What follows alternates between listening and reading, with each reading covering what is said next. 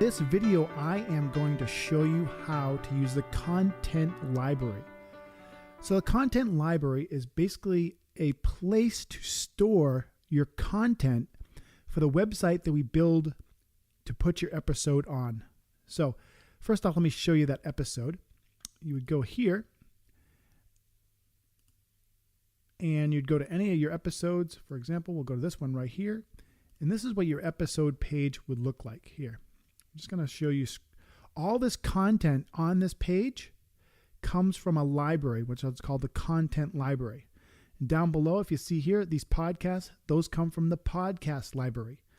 So when we go to the library and we add all this stuff in, we go to content library, which is website content library, add content. And here's your content library page.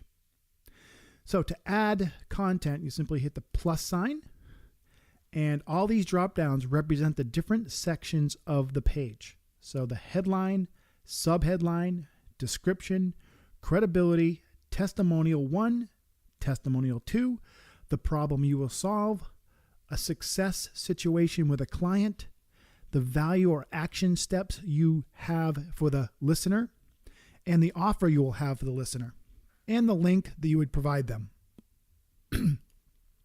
Simply add that content in this box right here where it says paste content, and the title area is where you actually add titles. So in the case of some areas, obviously a headline is not going to have a title, or a subheadline is not going to have a title, but down below you have takeaways from the episode. That's a title for the credibility area.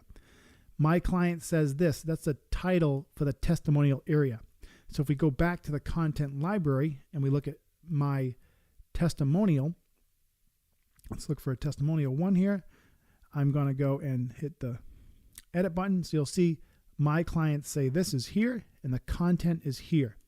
Simply add the content. There's a little button you can't see in this video, but add the content and it goes in there. So these 3 buttons here, one is for information on it, one is for action on it or editing. So click the editing.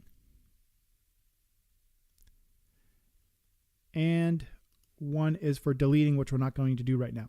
So there's 3 buttons there: information, edit, and delete.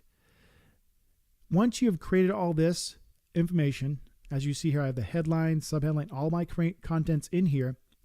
It'll then go to what's called the page builder. So again, this is your content library. There's also a story library, content library, story library, podcast library, and soon to be TV media library, which does the same thing essentially as the podcast library, but allows you to put YouTube videos in. Hope this helps.